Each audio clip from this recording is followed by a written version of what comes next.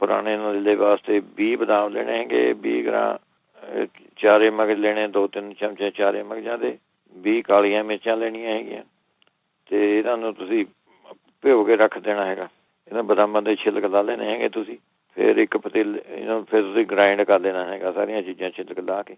ਇਹਦੇ ਫਿਰ ਤੁਸੀਂ ਪਤੀਲਾ ਲੈ ਕੇ ਉਹਦੇ ਵਿੱਚ ਅੱਧੀ ਕੁ ਕੜਛੀ ਦੇਸੀ ਘੀ ਪਾ ਦੇਣੀ ਹੈਗੀ, ਇੱਕ ਕੜਛੀ ਤੁਸੀਂ ਬੇਸਣ ਦੀ ਪਾ ਦੇਣੀ ਹੈਗੀ, ਜਾਂ ਉਹਨੇ ਜਿਸ ਤਰ੍ਹਾਂ ਭੁੰਨਦੇ ਹੁੰਦੇ ਉਹਦੇ ਅੰਦਾਜ਼ੇ ਨਾਲ ਤੁਸੀਂ ਘੀ ਪਾ ਲਿਓ। ਮਿੱਠੀ ਅੱਗ 'ਤੇ ਤੁਸੀਂ ਭੁੰਨਣਾ ਹੈਗਾ ਇਹ। ਫਿਰ ਤੁਸੀਂ ਅਜਿਹੀ ਚਟਨੀ ਬਣਾਈ ਵੀ ਹੈ, ਇਹ ਉਹਦੇ ਵਿੱਚੋਂ ਪਾ ਦੇਣੀ ਅਤੇ 500 ਗ੍ਰਾਮ ਅੱਧਾ ਕੁ ਲੀਟਰ ਵਿੱਚੋਂ ਆਪਣੇ ਦੁੱਧ ਪਾ ਦੇਣਾ ਹੈਗਾ ਅਤੇ ਖੰਡ ਉਹਨੇ ਤੁਸੀਂ ਆਪਣੇ ਅੰਦਾਜ਼ੇ ਨਾਲ ਬਣਾ ਸਕਦੇ ਹੈਗੇ।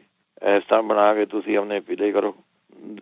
ਇੱਕ ਦਿਹਾੜੀ ਮੈਂ ਇੱਕ ਵਾਰੀ ਪੀ ਲਈ ਭਾਵੇਂ, ਜਾਂ ਜਿਸ ਤਰ੍ਹਾਂ ਤੁਸੀਂ ਇੱਕ ਇੰਨੀ ਬਣਾ ਕੇ ਤੁਸੀਂ 2 ਦਿਨ ਵੀ ਪੀ ਸਕਦੇ ਐ। ਤੁਸੀਂ 2-3 ਹਫ਼ਤੇ ਲਗਾਤਾਰ ਕਰੋ, ਇਹਦੇ ਨਾਲ ਸਾਰੀ ਹਟ ਜੂਗੀ ਜੀ ਆਪਣੇ ਪੁਰਾਣਾ ਨਜ਼ਲੇ ਜਿਹੜੀ ਤਕਲੀਫ ਹੈਗੀ।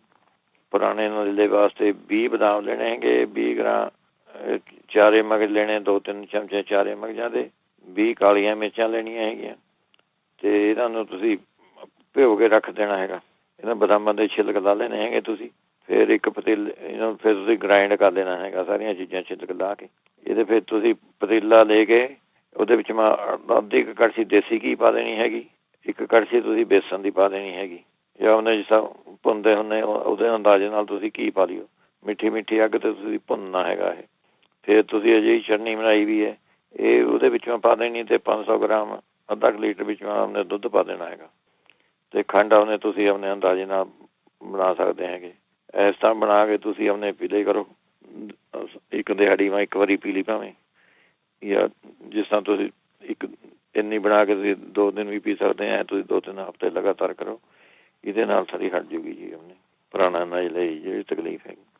ਪੁਰਾਣੇ ਨਜ਼ਲੇ ਵਾਸਤੇ 20 ਬਦਾਮ ਲੈਣੇ ਹੈਗੇ, 20 ਗ੍ਰਾਮ ਚਾਰੇ ਮਗਜ਼ ਲੈਣੇ, 2-3 ਚਮਚੇ ਚਾਰੇ ਮਗਜ਼ਾਂ ਦੇ, 20 ਕਾਲੀਆਂ ਮਿਰਚਾਂ ਲੈਣੀਆਂ ਹੈਗੀਆਂ ਅਤੇ ਇਹਨਾਂ ਨੂੰ ਤੁਸੀਂ ਭਿਓ ਕੇ ਰੱਖ ਦੇਣਾ ਹੈਗਾ। ਇਹਨਾਂ ਬਦਾਮਾਂ ਦੇ ਛਿਲਕ ਲਾ ਲੈਣੇ ਹੈਗੇ ਤੁਸੀਂ। ਫਿਰ ਇੱਕ ਪਤੀਲੇ ਇਹਨਾਂ ਨੂੰ ਫਿਰ ਤੁਸੀਂ ਗ੍ਰਾਇੰਡ ਕਰ ਦੇਣਾ ਹੈਗਾ ਸਾਰੀਆਂ ਚੀਜ਼ਾਂ ਛਿਲਕ ਲਾ ਕੇ।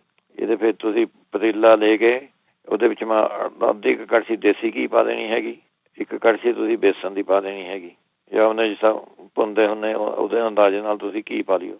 ਮਿੱਠੀ ਅੱਗ 'ਤੇ ਤੁਸੀਂ ਭੁੰਨਣਾ ਹੈਗਾ ਇਹ।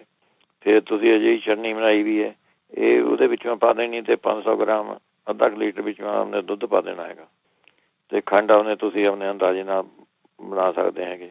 ਇਸ ਤਰ੍ਹਾਂ ਬਣਾ ਕੇ ਤੁਸੀਂ ਆਪਣੇ ਪੀ ਲਿਆ ਕਰੋ। ਇੱਕ ਦਿਹਾੜੀ ਮੈਂ ਇੱਕ ਵਾਰੀ ਪੀ ਲਈ ਭਾਵੇਂ, ਜਾਂ ਜਿਸ ਤਰ੍ਹਾਂ ਤੁਸੀਂ ਇੱਕ ਇੰਨੀ ਬਣਾ ਕੇ ਤੁਸੀਂ 2 ਦਿਨ ਵੀ ਪੀ ਸਕਦੇ ਐ। ਤੁਸੀਂ 2-3 ਹਫ਼ਤੇ ਲਗਾਤਾਰ ਕਰੋ, ਇਹਦੇ ਨਾਲ ਸਾਰੀ ਹਟ ਜੂਗੀ ਜੀ ਆਪਣੇ ਪੁਰਾਣਾ ਨਜ਼ਲੇ ਜਿਹੜੀ ਤਕਲੀਫ ਹੈਗੀ।